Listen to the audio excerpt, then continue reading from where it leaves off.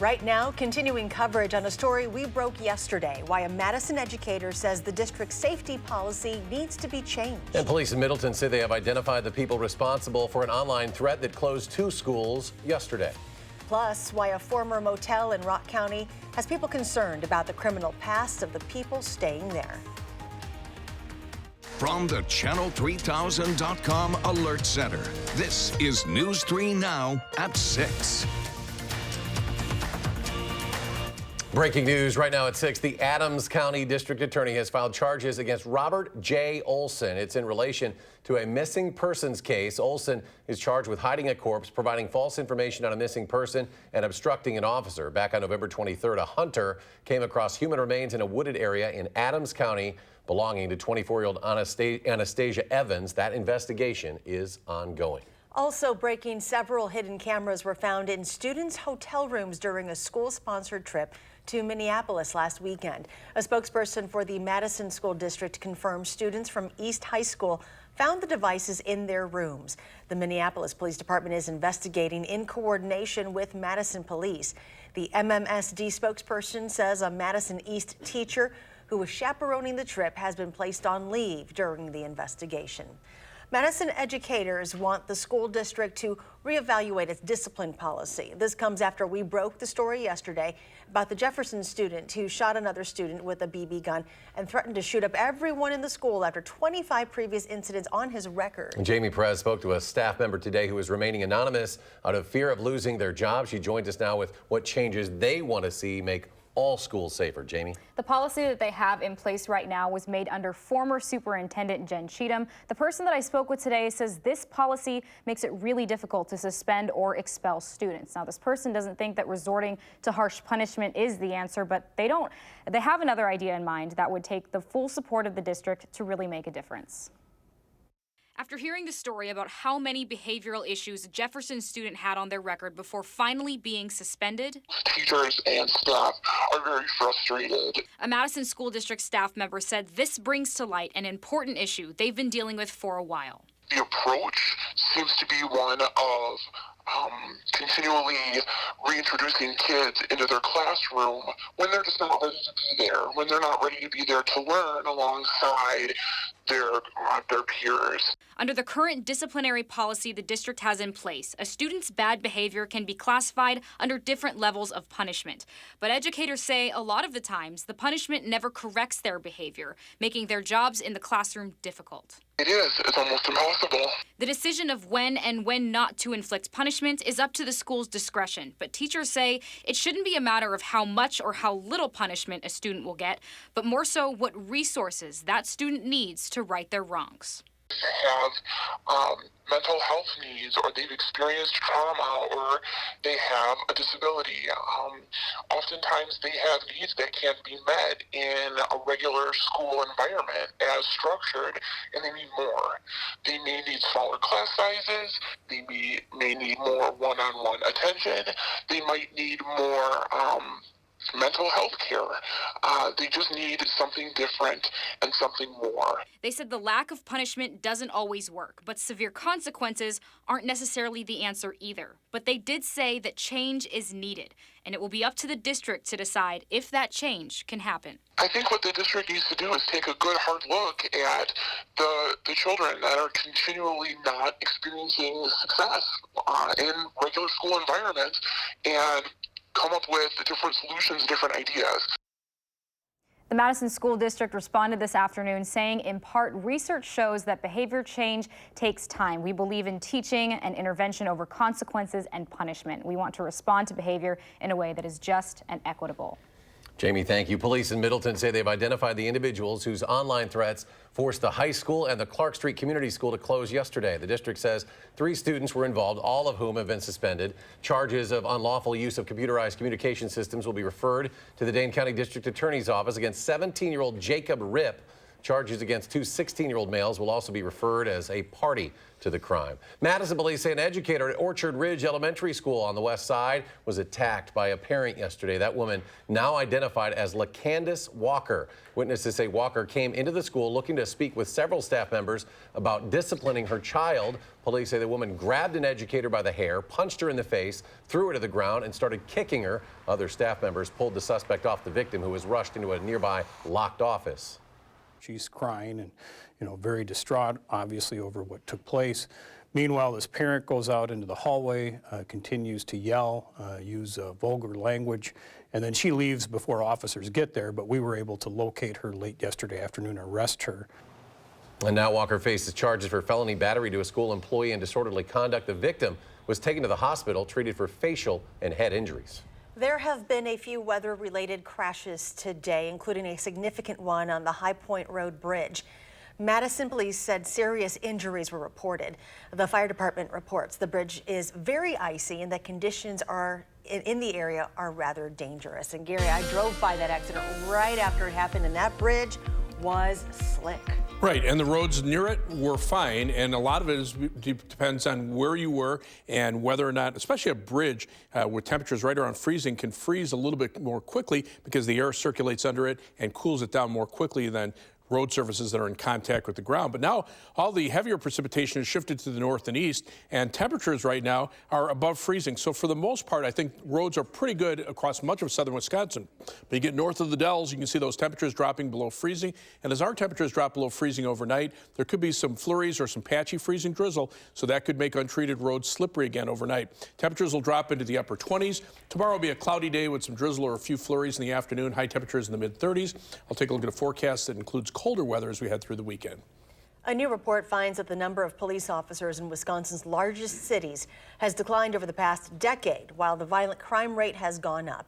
The data released Friday from the Wisconsin Policy Forum runs contrary to national trends that show a double-digit decrease in violent crime in all cities between 2008 and 2017. The man killed in this week's officer-involved shooting in Beloit has been identified as 23-year-old Monte Penning.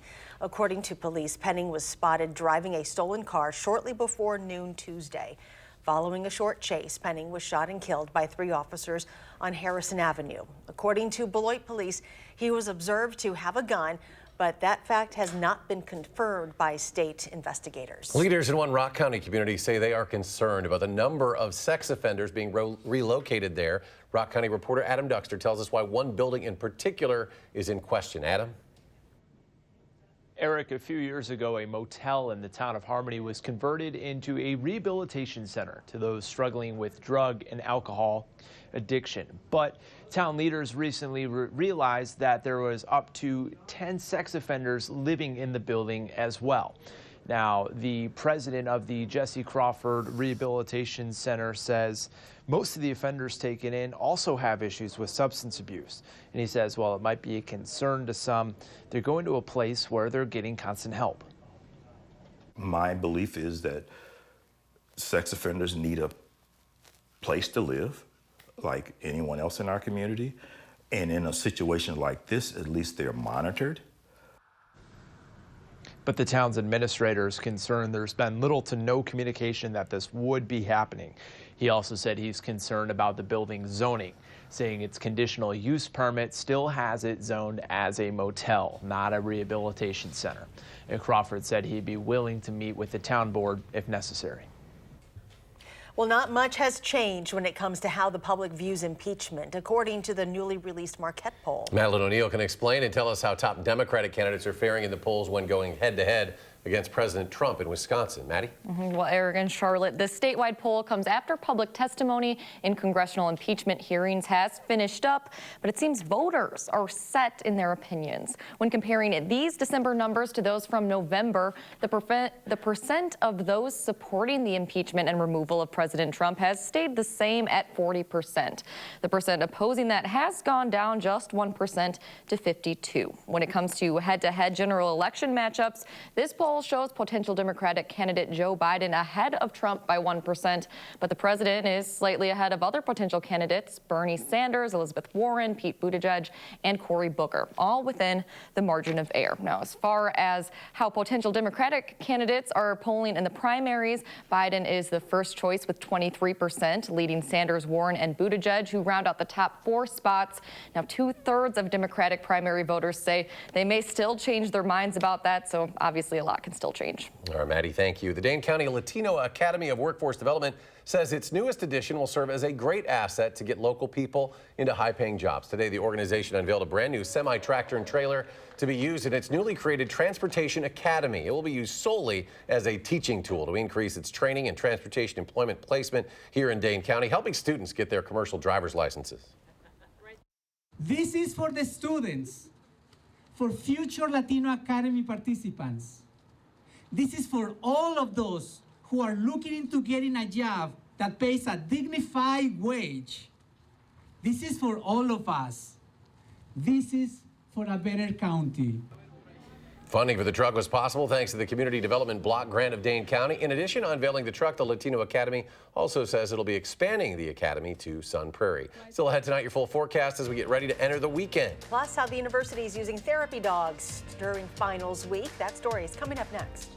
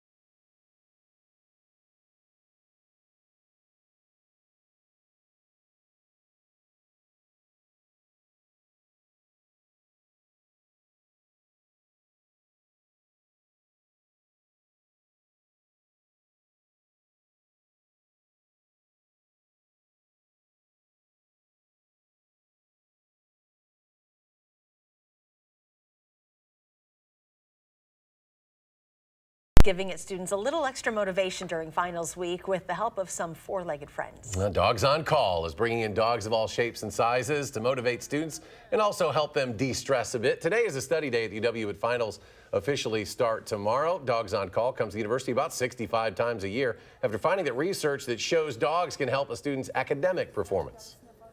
Of all the family members that they have back home, they will admit that they miss their dogs the most. They just feel so much better just having some time to pet the dogs.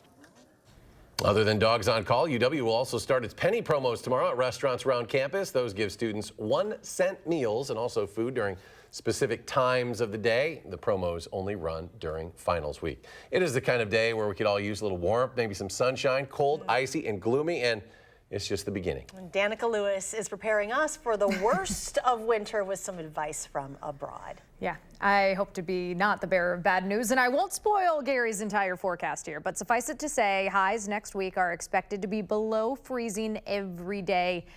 and we have a long way to go. But the way we treat tradition and togetherness can have a significant impact on how well we handle this time of year. You may have heard the concept of hygge. It is a word in Scandinavian culture that refers to feelings of coziness and togetherness. Embracing this time of year is part of the reason why places like the Livreisa exist. That heritage center celebrates many aspects of Stoughton's strong Norwegian roots. The traditions are carried down, the work ethic is carried down. The community itself is very proud of the Norwegian tradition. And I like to think after people live here for a while, they embrace it as well.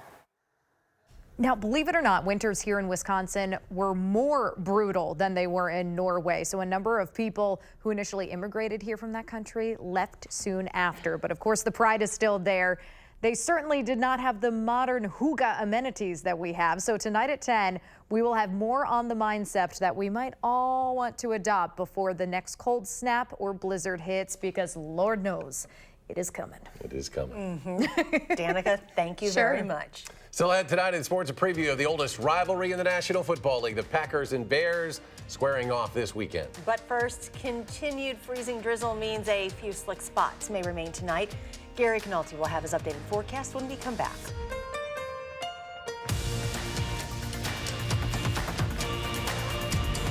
For first, fast, accurate weather updates, watch First Alert Weather.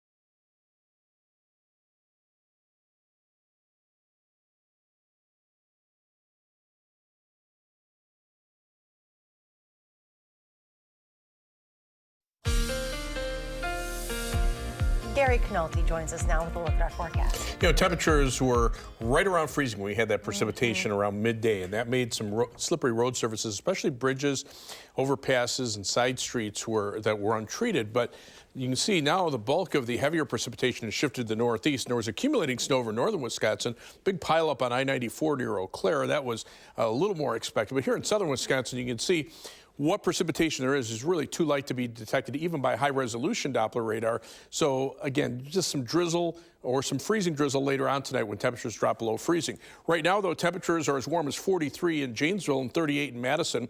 To the north and west, though, you can see how those temperatures drop off to just below freezing north and west of the Dells over toward La Crosse. There's some colder air to the north and west, and of course, there's snow on the ground through much of central and northern Wisconsin. That's keeping temperatures a little bit colder there.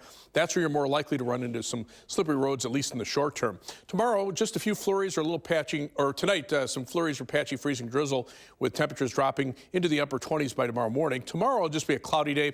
Might see a little drizzle or some flurries during tomorrow afternoon. Maybe a brief period of light snow or some light freezing rain tomorrow night, but then that leads to colder weather this weekend. We've been talking about it for the last few days. Temperatures will fall on Saturday, and on Sunday they won't get much out of the teens into the low 20s. The live view from the Edgewater Skycam. No snow falling right now or rain here in Madison. High today 38, the low 16, and those temperatures just rose overnight. We're still at 38 degrees with cloudy skies. Winds out of the south-southwest here at 6 miles per hour give us a wind chill of 33 degrees. Historically, if you're looking at the chances for a white Christmas, about a 90% chance or greater in northern Wisconsin, northern Minnesota. Here in southern Wisconsin, about a 60 to 75% chance north of Madison, 50 to 60% chance down toward the Illinois state line, and a greater than 75% chance north of the Dells. Now, that's historically. Here's where the snow is on the ground, and you can see almost no snow on the ground through much of southern Wisconsin, but you get north of the Dells, and those amounts move up pretty quickly. About a half a foot on the ground as nearby as Marshfield and Stevens Point. But if you look at future track over the next 10 days, this is the snowfall forecast. Not much in the way of snow expected, maybe a ½ inch to an inch if you add it all together. So that doesn't bode well, at least for a white Christmas across southern Wisconsin. We'll have to see if we get any snow in the days right before the Christmas holiday. Right now, temperatures still in the upper 30s and low 40s in southern Wisconsin. That thick snow cover in the northern part of the state, keeping temperatures in the teens to around 20 degrees. So our forecast for tonight, cloudy skies, some flurries or some patchy freezing drizzle overnight with a low of 27. Tomorrow, cloudy. Quiet day, high of 36. Could be a few flurries or a little bit of drizzle in the afternoon. On future track, notice the skies staying cloudy overnight. Temperatures dropping into the upper 20s by morning. There might be a few breaks in the clouds tomorrow morning, but then the clouds will move back in, and we could see some flurries or drizzle in the afternoon with highs in the mid-30s. And tomorrow night, there'll be a little burst of light snow that moves through, maybe mixed with a little freezing drizzle. Low temperatures drop into the upper 20s. On Saturday, temperatures only go up a couple of degrees and then start falling through the day. There's just a chance for some light snow or flurries. No accumulation expected. High temperatures, low 30s, but then falling during the afternoon. And as we take a look at Sunday, only a high of 21, mid-20s for Monday and Tuesday. By the end of next week, temperatures in the upper 20s, maybe some flurries or freezing drizzle, but no accumulating snow in that 10-day forecast. Well, get ready for a busy weekend at the UW Fieldhouse. How has the volleyball team become one of the hottest tickets in town? That story next in sports.